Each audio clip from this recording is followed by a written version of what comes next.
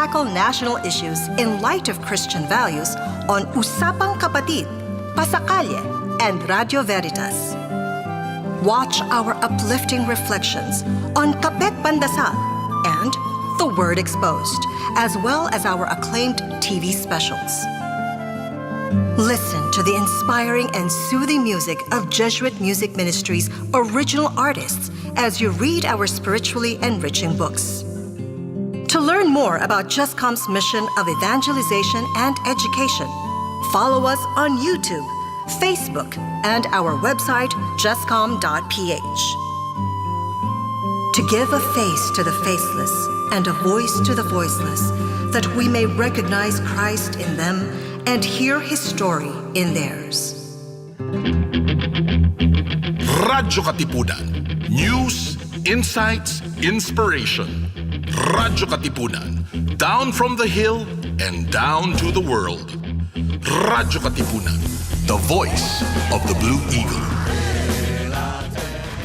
Susunod na ang Tatakalikasan sa Radyo Katipunan 87.9 FM. Tara na't simulan ng inyong umaga sa mga magagandang refleksyon tungkol sa ating buhay at pananampalataya. Kasama sina Cardinal Luis Antonio Tagle, Father J. Boy Gonzales at Father Nono Alfonso ng Kapisanan ni Jesus, Father Cali Llamado ng Manila Cathedral at Binibining Risa Singson Kaupeng ng Light of Jesus Community dito sa Kapet Pandasal sa Radyo Katipunan 87.9 FM. Ayusin mo at ibaling ang tingin. Ito po si Father Cali ng Manila Cathedral. Halina po at magkapet pandasal.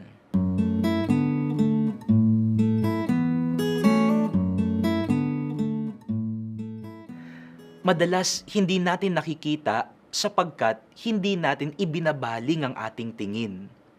Minsan ay may nagsimba sa akin. Sabi niya, Father, kagagaling ko lang sa embassy at unfortunately, na-deny ang aking visa. Gusto ko na agad sanang makiramay sa kalungkutan niya pero bigla niyang sinabi ng buong ngiti, pero Father, masaya akong ikaw ang nagmisa ngayon at nagkita tayo. Hindi ko tuloy alam kung malulungkot ako na na-deny ang kanyang visa o kung ngingiti ako dahil nagkita kami. Pero siya, bagaman may pagsubok, nakangiti pa rin. Kailangan lang tayong matutong ibaling minsan ang tingin. Huwag lang nakatutok sa problema, kundi tingnan din na sa gitna nito ay marami pang ibang biyayang hatid ang Diyos. Kaya natin hindi nakikita ang biyaya dahil nakatutok lang sa isang direksyon ang paningin.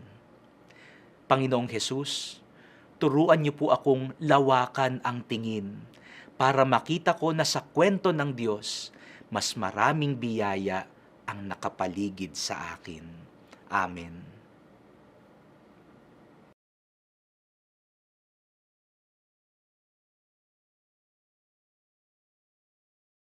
Radyo Katipunan. Radyo Katipunan. Radyo Katipunan.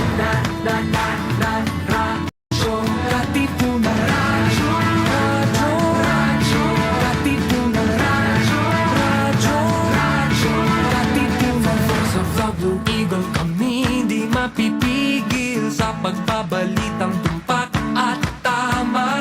Buhay at tenista sa loob sa labas ng eskwela, ating ibibida lahat ng kwela. Radyo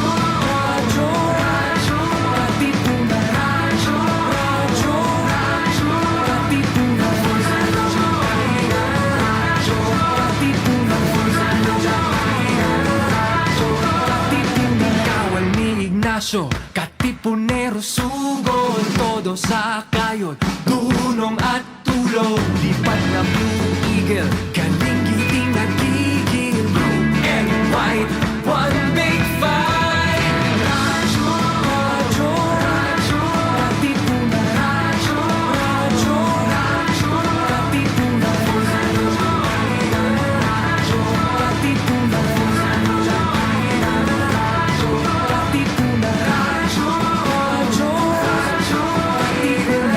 Radyo Katipunan.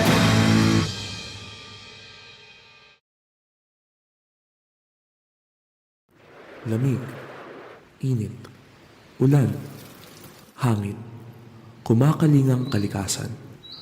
Ating alagaan at ingatan. Kumusta na ang ating kalikasan? Pag-usapan natin ang kalagayan ng mundo at kung paano tayo makatutulong sa pagkalinga sa ating tahanan. Kasama sina Father J.M. Manzano ng Kapisanan ni Jesus at si Dr. Rotor. Ito ang Tatakalikasan sa Radyo Katipunan 87.9 FM.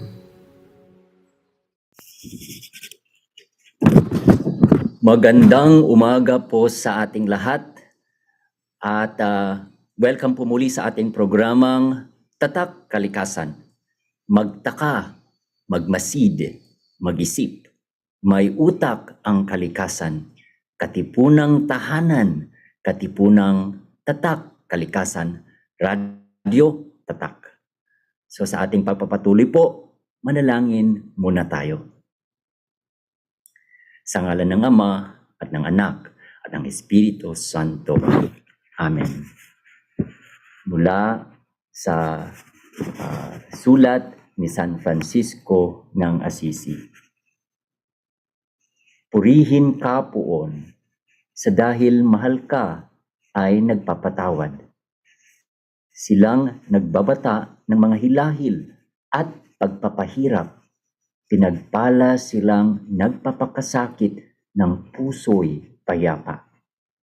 Pagkat sila sa iyo, kataas-taasan ay may gantimpala. Purihin ka poon sa kay ate panaw ng lupang katawan.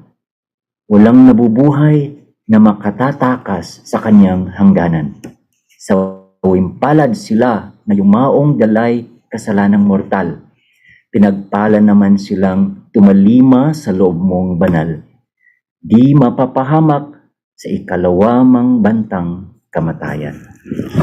Panginoon, nagpapasalamat po muli kami sa iyo sa handog mong bagong pagkakataon na kami ay makapag-usap tungkol sa mga importanteng mga usapin sa kalikasan.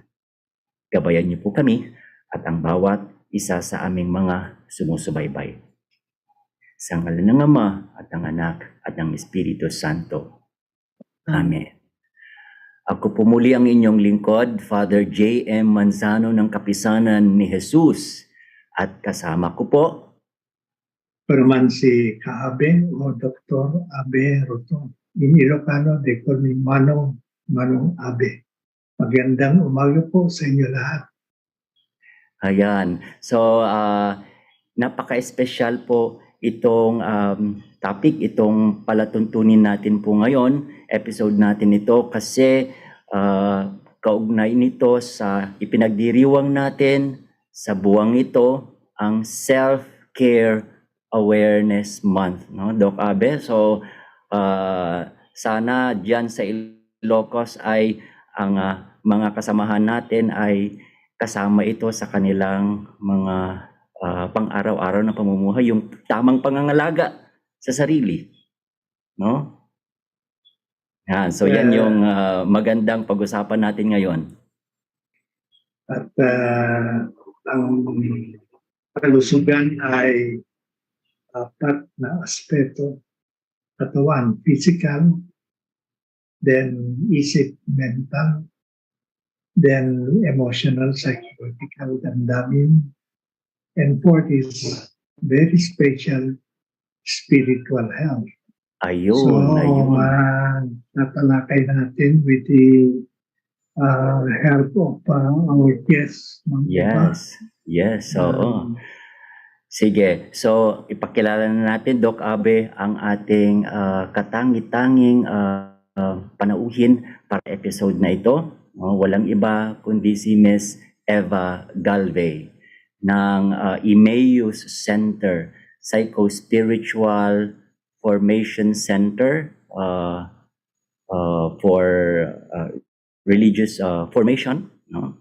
Under the Society of Jesus. So, welcome, Miss Eva. Salamat. Thank you for having me. Yes, Salamat. we are just so happy to have you, no? So, Doc Abe, let me just continue with my introduction of Miss Eva.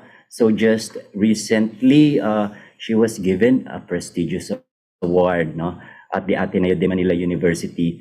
She received the year 2022 Ozanam Award, which is specifically given to distinguished lay people with a distinguished service, no, for the church primarily, no, but for the people in general. So ito yung kanyang expertise, no, psycho-spiritual formation, no, the different kinds of interventions. So specifically doon sa nabanggit mo, Doc Abe, no, yung the fourth, no, actually it's two of those four, no, aspects of good health, no, psychological and spiritual. No? So ito po, no, sa buwang pinagdiriwang natin ang self-care, no, ang kalusugan na kabilang dito, napaka-importante ay ating psycho-spiritual health. So iunahin natin ngayon na pag-usapan itong psycho-spiritual health, no? At susunod din po sa mga susunod na episodes yung mga other aspects of our health. So, welcome Miss Eva again. Thank Okay? you. Yeah. So ngayon ay simulan na natin, no? Simulan na natin yung usaping self-care, no? Ano nga ba itong self-care? Ano bang ibig sabihin ng self-care? Lalo-lalo na sa larangan ng psycho-spiritual health. Sa larangan ng psycho-spiritual health. At bakit ngayong buwan na nagdiriwang tayo ng self-care ay self-care awareness ay kailangang pagtuunan ito ng pansin, no? So Miss Eva, how would you want to introduce, for example, this field of psycho-spiritual health?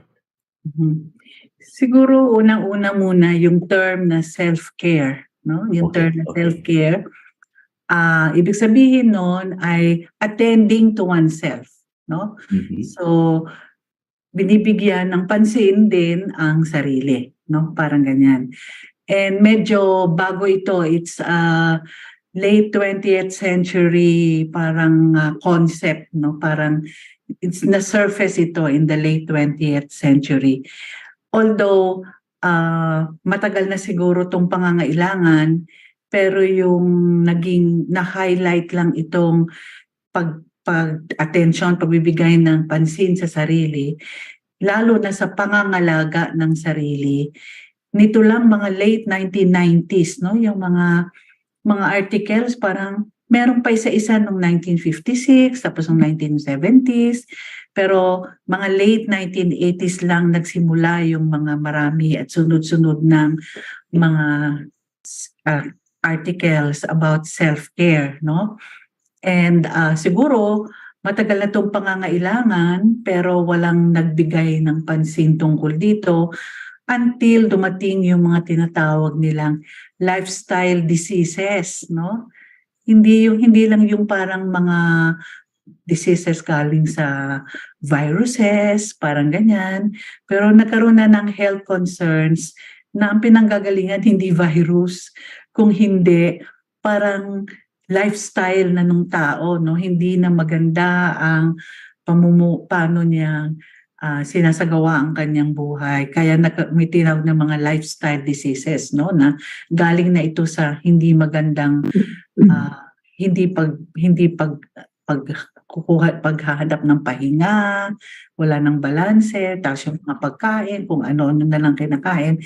So parang noon lumutang itong concern about self-care, no? Parang ganyan. Yan muna ang masasabi natin tungkol sa self-care. So, sabi nga nila, matagal na siguro itong kinailangan, pero yung naging serious lang, naging urgent lang yan, nung lumabas na yung mga lifestyle diseases, no? Chronic diseases na coming from unhealthy lifestyle, parang ganyan, no? Tapos nagde-develop na rin siya, no? Sabi ng iba, it's already imperatively ethical to take care of oneself, no? Kasi nakikita na rin na yung kulang sa pag-aalaga sa sarili, mainly yung pagbabalanse, ay isa sa mga sanhi ng abuse, no? Ng pang-aabuso ng ibang tao din, no? Dahil sa unhealthy coping, so nadadamay na yung mga ibang tao, nagiging mainitin ng ulo, may verbal abuse na, may sexual abuse na.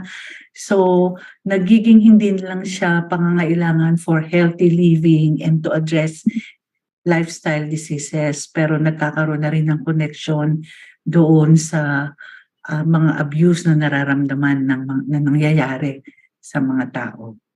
Yun, no?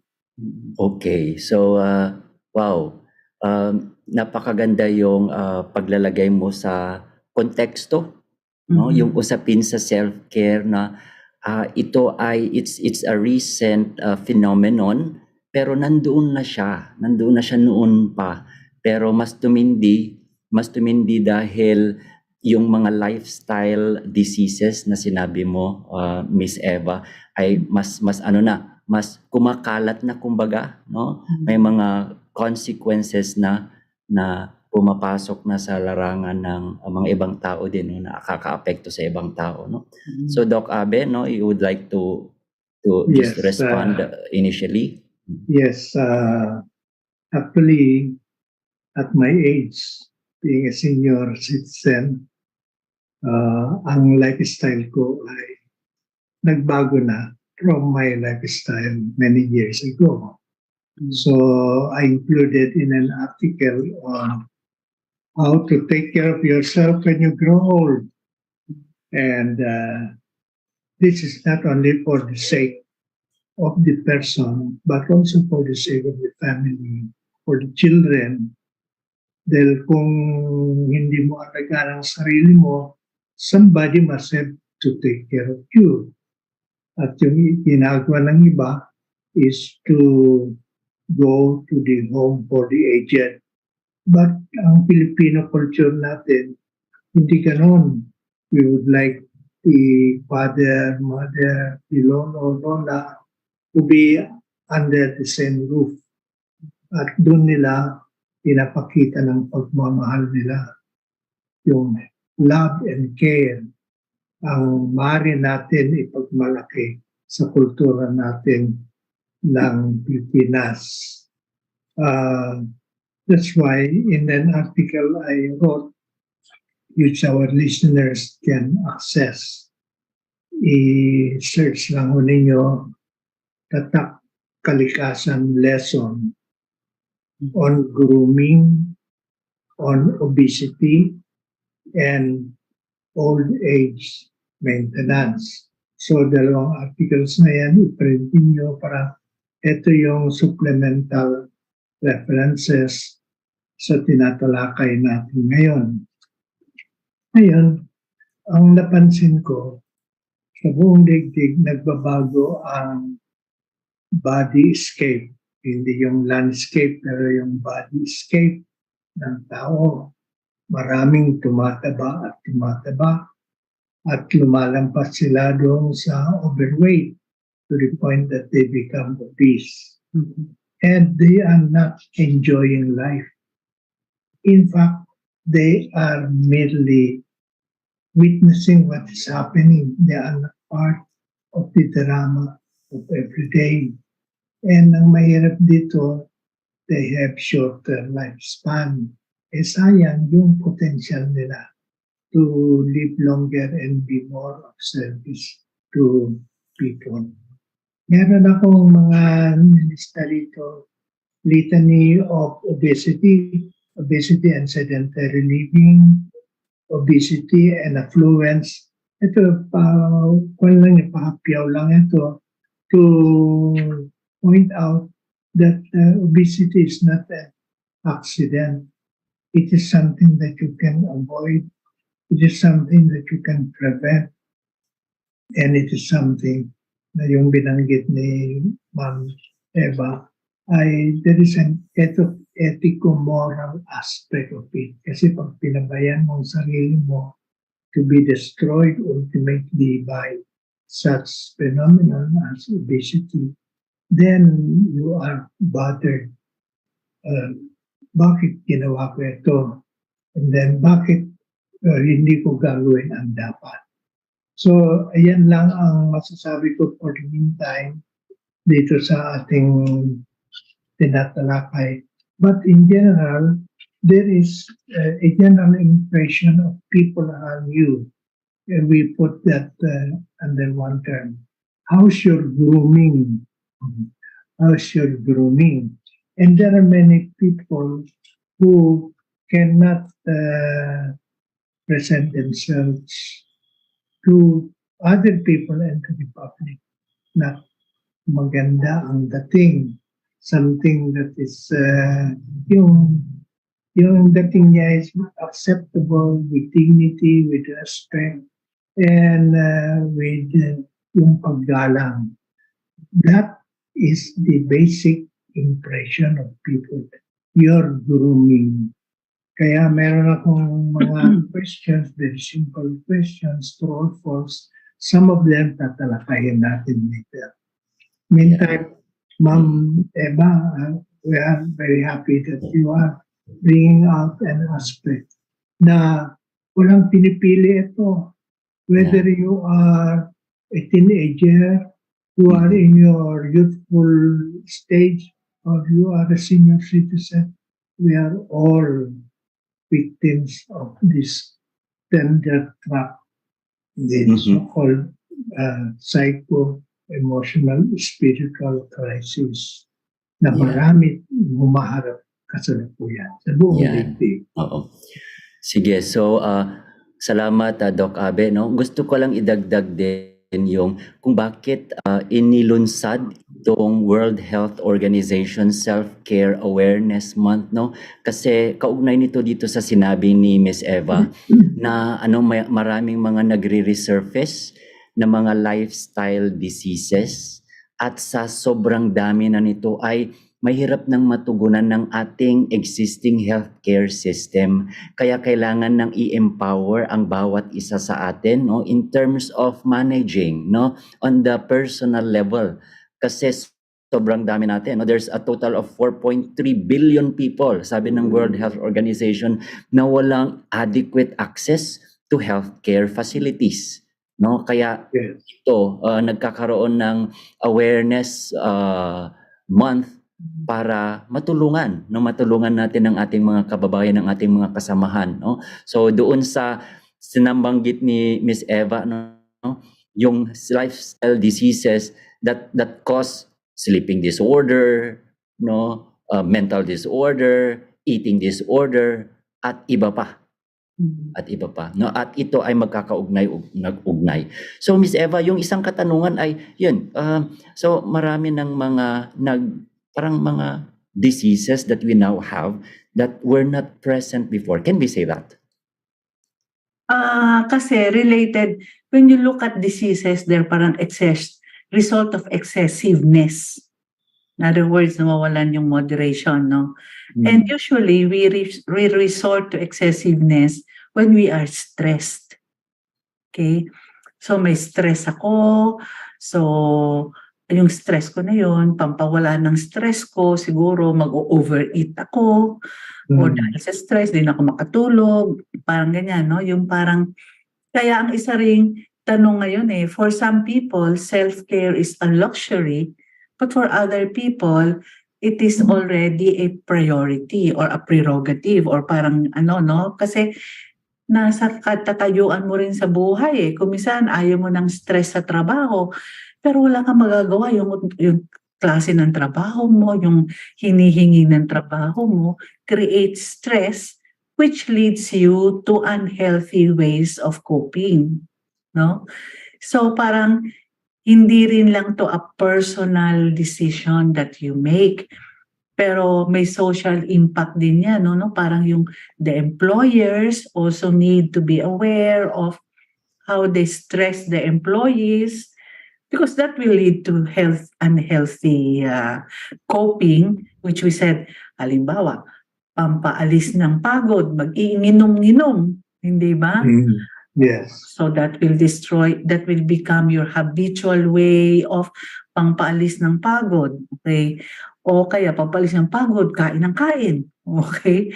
So, again, may epekto sa ano. So parang kabit-kabit yun eh. Parang ganyan yung parang self-care while it seems to focus on parang making it the responsibility of the person. And I guess that is true, your responsibility. For some, they have the choice. For some, they have a choice to be able to engage in self-care. But others, because of poverty or other situations, self-care is a luxury. Hindi ba? Parang ganyan, no? So, parang wala akong solusyon dyan. Hindi ko alam kung anong solusyon dyan. Pero kailangan may Yes. awareness, no? May awareness, no? Yeah. Kasi meron din naman talagang self-neglect, nagsi-self-neglect, no? Or alam na parang nakikita na, uy, hindi na healthy itong coping ko, pero hindi na maiwanan or ayaw nang mag-explore ng iba, no? So, may mga ibang actions that actually are the responsibility of the person, but there are some actions that are parang hindi natutulungan ng social environment, ng work environment, na maiwasan yun. Kasi it's a response to stress and it's not enough to just cope. We have to cope healthily. Parang ganon, ano. So yun. That Ayan. is one thing also that we need to be more aware of, no? At yung responding to the unavoidable stress, no? Palaging may stress, no? May stress naman talaga lagi. May stress palagi sa ating pamumuhay. Now it's just a matter of how we are managing it well, how we are coping, but not only coping, as you have said, Miss Eva, healthily coping with all of this stress. At ito ay mas salimuot, no? It's complicated kasi we need to look at it like an ecology, no? Everything is interconnected. Sa trabaho natin, yung pakikitungo natin sa ating mga empleyado or kung ikaw ang employer at kung ikaw naman ang empleyado, pakikitungo mo sa iyong boss or sa iyong mga amo, no? And then when you go to your home, to your family, no? Now, are they also affected in a way? No? Sinasaktan mo ba, no? Yung mga kasamahan mo, either verbally or physically, no? So all of this, kaya nga talagang it's really a need. It's really a need itong self-care. No? At lalong nagiging mas pangangailangan pa in the coming years, no? In the coming years.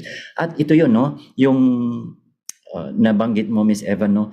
It's a luxury still at this moment kasi merong bayad, di ba? Merong bayad kapag magpapakonsulta tayo sa mga professionals, no? So in that level, no? It's a luxury. Oo.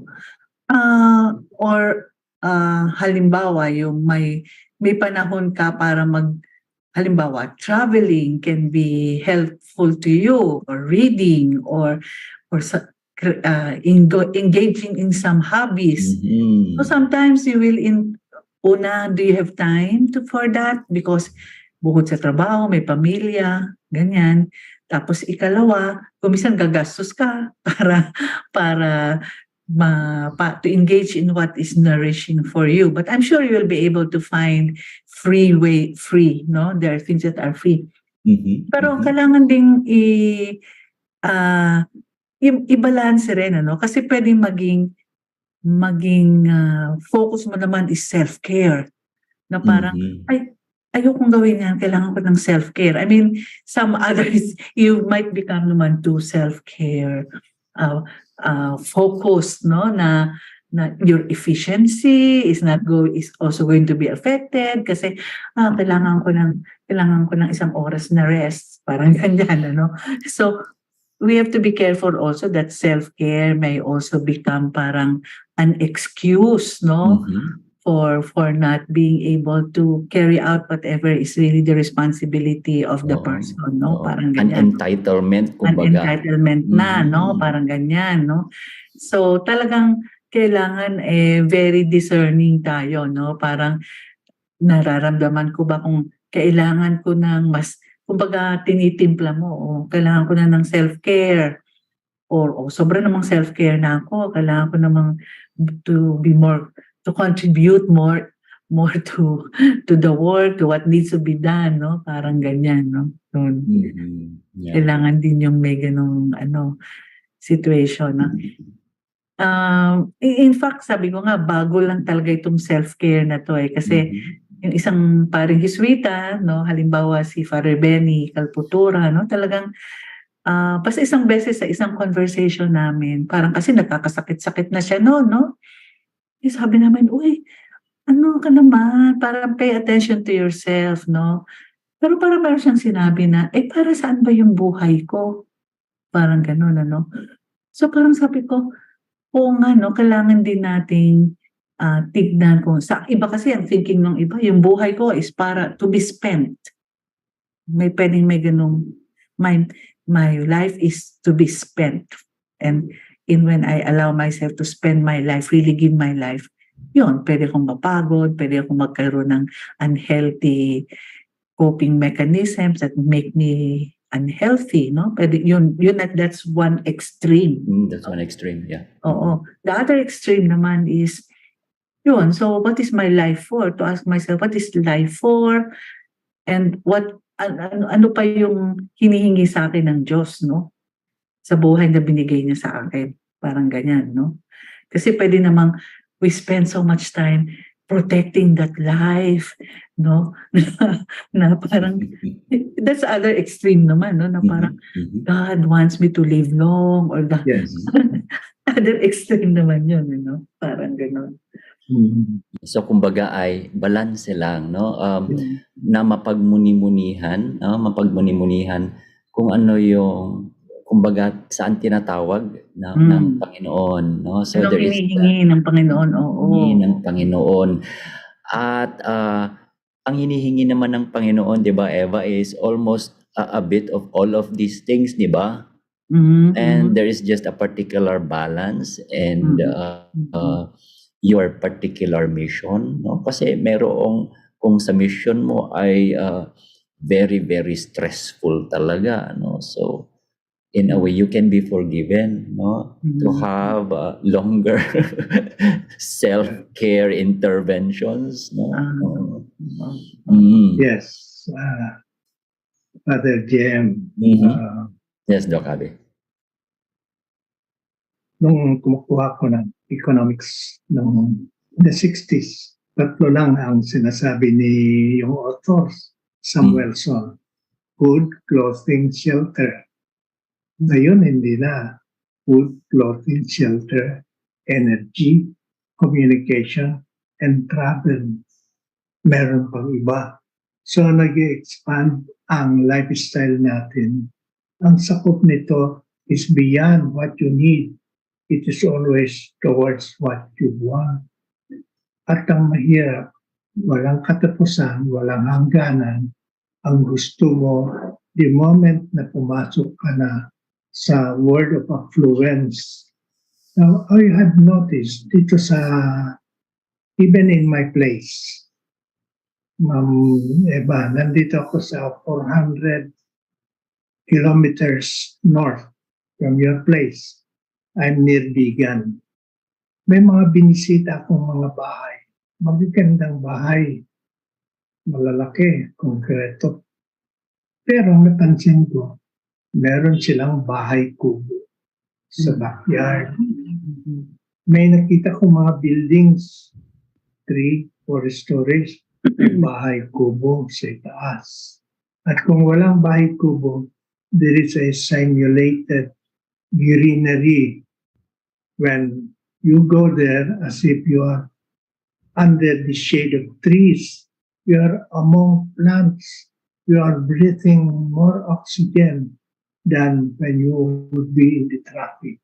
Now, what I'm saying is that while we are trying to maintain proper self-care, we must also look into the setting that we have assigned our lives, especially so when we move away from the rural area to the metropolis like Manila, then you change your lifestyle and you cannot eat anymore with bare hands.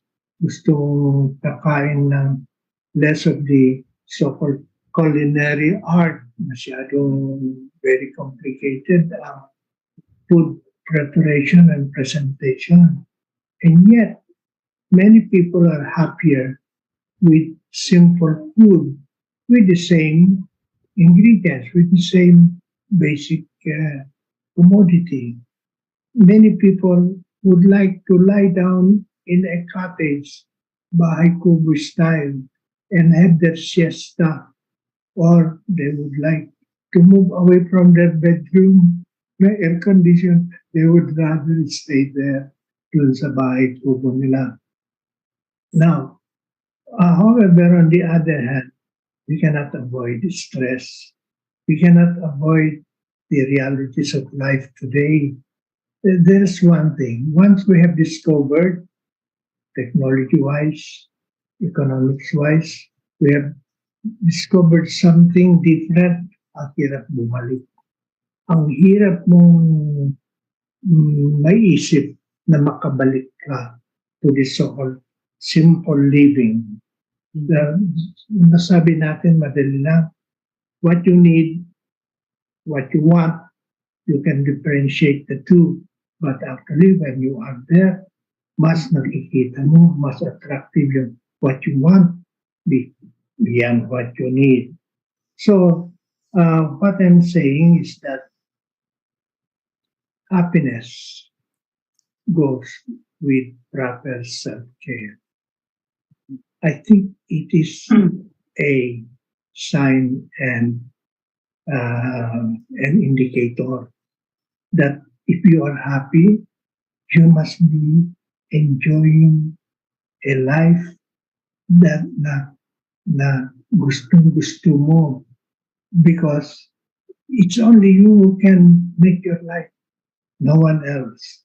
You can have models, you can have people who can help you, pero ikaw din, you are the master of your and captain of your fate and your future. So, yan ang masasabi ko dito. Ibig sabihin, there is still an innate na tutulog, immanent nandun pa yung desire ng tao to go back to simple living with less stress. However, Hans Selye, the father of the longevity theory, sabi niya, remove stress and you will live long. But you know, binago niya yung konsepto niya. In the later part of your life, he said, embrace stress, constructive stress, because it is a stress that will challenge you. Will challenge you for tomorrow. It will challenge you to reach for your dream, to reach for your goal, to be more meaningful to other people and to yourself. So, si Hansel yung ngayon, pag nabasa ninyo yung kanyang mga recommendations, different na yung second part. Embrace constructive stress. Noong una, hindi, avoid stress and live long. I believe that we need a certain amount of stress to keep us going, to give a direction in life, and to be happy while you are going through. Wow, naalala ko lang doon sa sinabi mo, Doc Abe, no, one time, Father Roger Shampo of the Society of Jesus gave us an input about stress, and he told us that actually it is more deadly when there is no more stress. Kasi there's no more drive. Challenge. Yeah, challenge. There's no more drive or challenge, So it's part of the ecology of psycho-spiritual health, no, to face all of these stresses in life, no, mga stressors, no, just that dumadami na yung mga stressors, no, Miss Eva, yung pagkakaroon lang ay yung mawalan ka lang ng wifi, it becomes a great stress already among the youth. Tapos yeah, oo. So Yeah. I think yung tama rin na we're not looking for a life that has no stress, because stress produces energy, no? Di ba? Stress produces energy. Kaya lang, there are what you call stress. I mean, to live is to live with stress. To be alive is to live with stress. But what we need to watch out for are additional stresses. Parang the added stresses that can come either from unhealthy practices in the community or unhealthy attitudes. Yeah. No? Halimbawa, perfectionist ako. No? So, meron na akong stress coming from my goal, which has to be there somehow. There must be some goal. Every day we wake up with what we want to be able to do with our day. So may goal na tayo. Pero kung pwede pa akong ma-stress na, ba't hindi nangyayari yung gusto kong mangyari? Or why is the traffic delaying me and therefore I cannot do this? So yung attitude natin to stress adds stress. Ganyan, ano? Pwedeng yung work environment natin already gives us more than we are really capable of doing. Tapos nandun pa yung ating attitude of I want to make sure that I accomplish everything today or I produce the effect that I want to, yun pa ang mga additional stresses. Parang ganyan, no? Parang lagi kong sinasabi pag mga miserable yung mga tao, okay, what are the things that make you miserable, but what are also the things you do that make yourself feel miserable? Yes. Parang gano'n, ano? So yun, no? And then, yun yung, kaya pag nagkaroon ng unhealthy, pag may unhealthy attitude, may unhealthy environment, then yung necessity talaga ng self-care, no? Kailangan talagang nandun na rin yun. It ought to be a practice. Parang kasama na ng to live is not just to live with stress, but to also pay attention to the self. Pay attention. Yeah. Siguro, we come to this point, no, yung mga indicators, no, na nasimulan na rin nabanggitin ni Doc Abe, no, mga indicators of mental health or psycho-spiritual health, no, which is happiness, no? Can we say that, no? Happiness.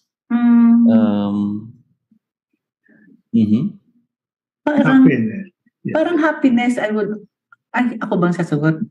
Yes, Miss Eva. I always say, happiness cannot be made a goal. It is a byproduct. Example, if I'm doing what I like to do, then I'm happy. For another person, it is maybe being able to give the love they want to give, or they're able to receive what they want to receive. So parang the self-care, when you care for yourself, then you also become happy. Parang hindi, I want to become happy, therefore I will do self-care. No, but when I respond to what I need to do for myself, so I will have well-being, health, I will flourish, then happiness follows. Parang ganyan.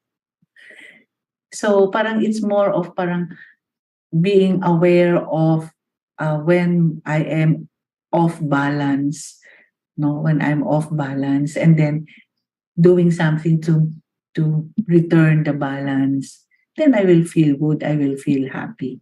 No? Parang ganon. That's how I would think. So mindfulness, awareness, yun ang mga necessarily skills of persons na in touch ako sa katawan ko, in touch ako sa emotions ko, ramdam ko kapag pagod na ako. Kasi kung minsan, pagod na tayo, hindi pa natin nararamdaman yung pagod natin eh. Nandun pa tayo sa, Yeah. kaya ko to, kaya to, pero yung katawan nagsasabi, ayaw na, no? So parang greater awareness, mindfulness, paying attention talaga. So these So are the mga indicators that we have a good health in terms of gaining control, moving away from excessives, and Yeah. stay and stick to the essentials, and to be simple, to live simply. So parang may mga ganyan na so it's not really making happiness as a goal, but it's a byproduct, just like what you have said, Eva. And I think that's also from Doc Abe, your Yeah. favorite Happiness. psychologist, Viktor Frankl. Yes, the author of logotherapy, therapy with a meaning. So when he was in a concentration camp, Viktor Frankl found out that those who were surviving inside the camp are those who were thinking of their loved ones outside of the camp. Someday they will rejoin them, they will see their children, yung gusto nilang matapos yung trabaho nila, yung pag-aaral nila, saying, once I pass through this ordeal, then I can go back to that life. So they were living outside of their camp. Samantala, those who were assigned, na hanggang doon na lang sila, they died. They died early. But many of those who survived are those living beyond. And that's how Viktor Frankl came up with logotherapy, which is a relatively new field of psychology. But going back to happiness, ito yung hindi nawawala. It's always a continuous spring na hindi natin alam kung saan galing. And every time you divide happiness, it will multiply. It doesn't follow any mathematical law. So every time you are happy and you share it with people, they become happy, and the happier you are. And then every day you make people happy, and the world becomes happy.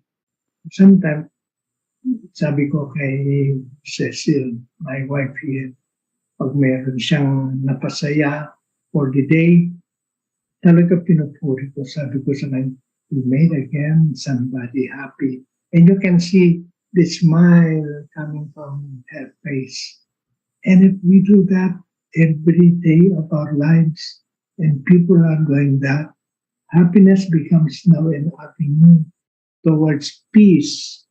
It is a way of attaining harmony in this troubled world. So there was one time, meron akong apo, ang topic niya is happiness. And he was supposed to address his class. I gave that example. Every time you divide happiness, unlike pizza pie, every time you divide pizza pie, naubos siya. Pero happiness, hindi. Divide it, and the more you divide, the more happiness will multiply. Now, this is something that is very important ingredient to self-care, lifestyle, and that is self-discipline. Self-discipline. Ang napansin ko, yung mga tao na maganda yung religious foundation nila, ay mas matibay sila na humarap sa buhay. And I can see that while they may not be externally showing how happy they are, every time you talk with them, maramdaman mo that there is a internal happiness coming from their being. And I say this because a religious foundation is very important in the life of every individual. And the Father Lana, our former rector of UST, used a certain word because may nagsabi, always use daw your conscience to weigh whether it's good or bad. But Father Lana used an adjective, formative conscience. So ibig sabihin, our conscience grows with us. It grows with goodness, it grows with love. And when you have reached that point, your conscience will see more what is really true, what is really goodness. We just cannot base on the basic foundation of conscience. You have to improve, you have to build up like money in a bank, like something that will become big and big and big to the point that you will be surprised. You are fighting for a cause na pala, hindi na for a reason. You are fighting for a cause. And that means you are fighting for something that gives meaning to your life. So from health care to self-care, we focus now to the bigger aspect of living, and that is what are you fighting for? It is a cause. Yeah. So we are now at the tail end of our episode, no? At yung ating usapin ay it's going more and more towards this direction na yung self-care to self-meaning, self-purpose, self-direction, no? And these are all deeply spiritual, no? Kaya yon sinabi ni Doc Abe na it's a fountain source, yung the spiritual foundation of every person, no? Napakalaking aspeto nito, yung pangangalaga sa ating sarili, no? Yung kabuuan ng ating pagkatao, no? So, being able to see some higher meaning, no, doon sa kasalukuyan natin ng mga pinagdadaanan, stressful man yan o hindi, no?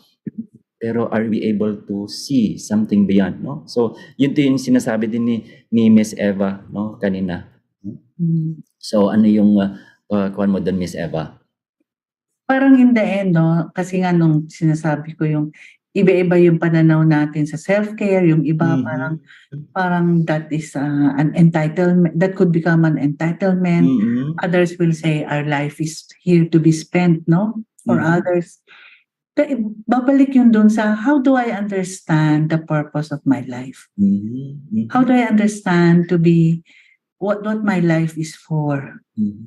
No? Yun yung magiging konteksto nung how much self-care or how much will I give of my life. Yung pag-discern ng kind of self-care, how much, how little, or parang mahirap Pero mahalaga yung self-care, no doubt about that. Pero yung exactly what does that mean for me, it will be tied to my understanding of the purpose of my life.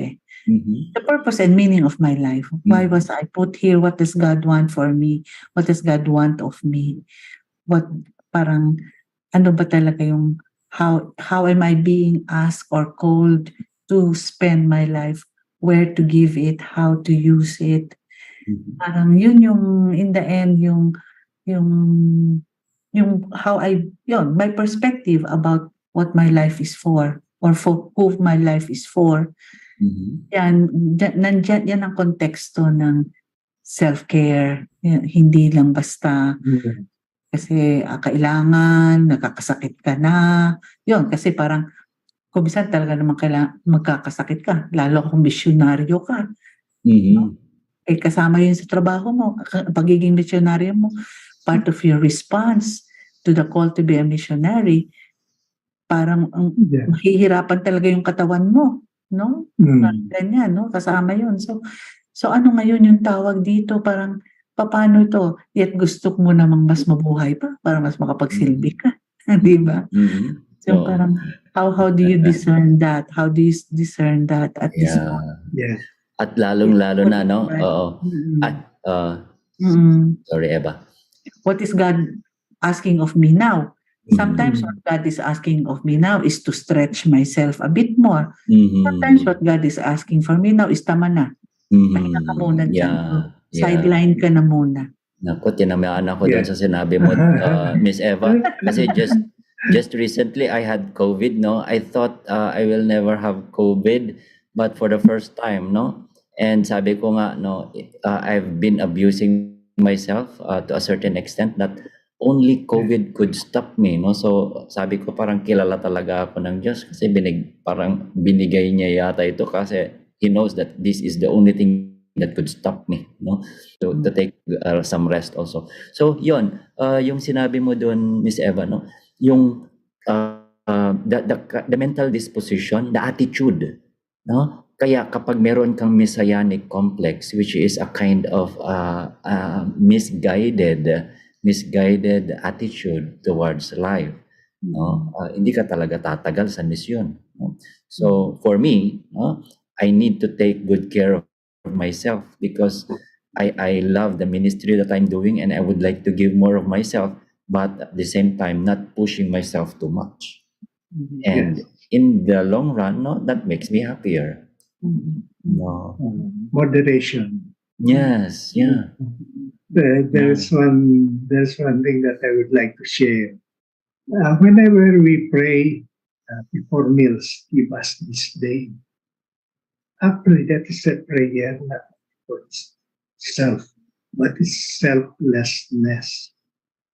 Selflessness. And when you think how sacred the food is in Ilocano, natin Santa Gracia, food is holy grace. And when you pray that, these are the things that you come to your mind. Huwag ka naman kakain na sobra. Ikalawa, huwag ka naman mag-waste, itatapon mo. And then, third is, when you save something, indirectly you are sharing the people because imbes na busin mo lahat, then what you cannot consume can be shared to people, especially the very poor ones. So when you say give us, the word us, kasama na yung walang natatayin ng things. So what I'm saying, self-care is selflessness. Selflessness is more than the word altruism. Kasi ang hirap maintindihan yung altruistic ka eh. And then, it is beyond the act of a Samaritan. Kasi ang Samaritan, nakataon lang na meron siyang nakita along the road. Pero tayo, antimano, nandiyan na yung mind natin na makakatulong tayo, makakigay tayo. And that is what is meant by the eternal spring coming from you, from your being. Self-care is also sharing with others. It must start from within. It's like the nucleus of a cell. It's like the ganglion of a nerve. The nerve cannot function without the ganglion. The cell cannot be viable without the nucleus. So self-care is akin or compared to a healthy self. Yeah. It's in that the eternal spring must come from your heart. And I remember the little prince at the end. The pilot was able to find not only his way out of the Sahara Desert, he was able to find out who he is, a very much changed man, can now control himself as well as his relationship with other people. Yeah.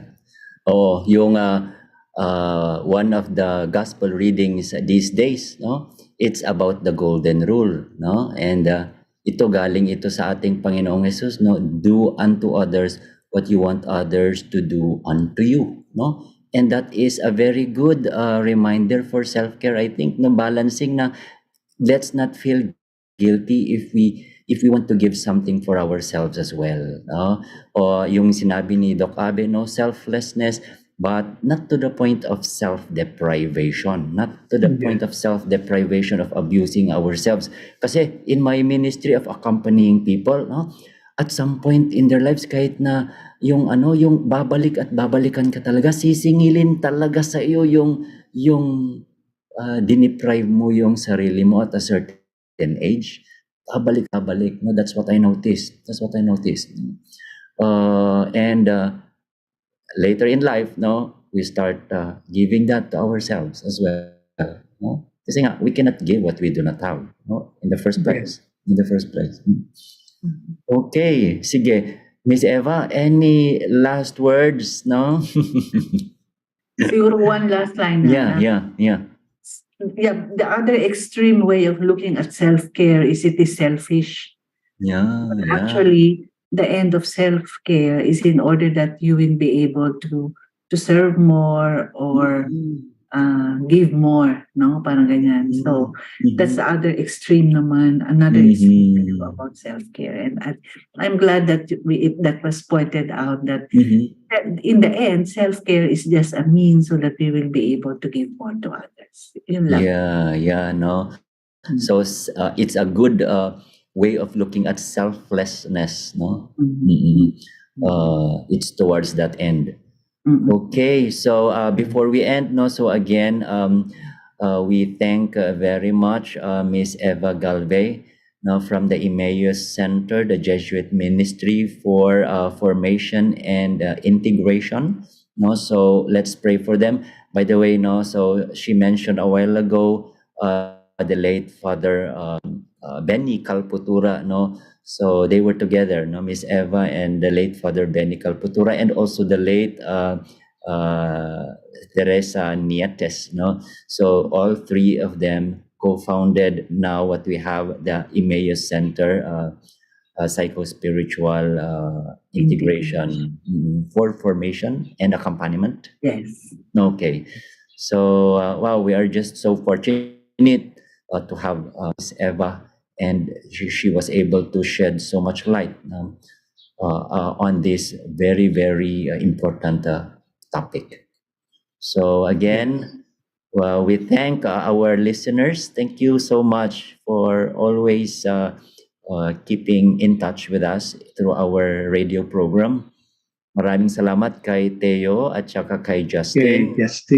Yes. And to Marlo and Cecil for helping me here. And to all our mahal natin listeners. Remember, klase ito. So you have to read our reference materials, Tatakalikasan and there, and you will see a number of articles for your guide.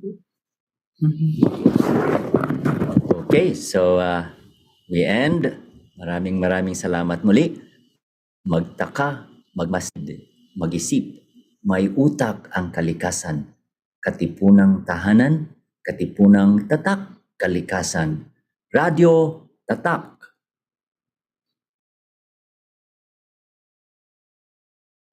Lamig, init, ulan, hangin, kumakalingang kalikasan.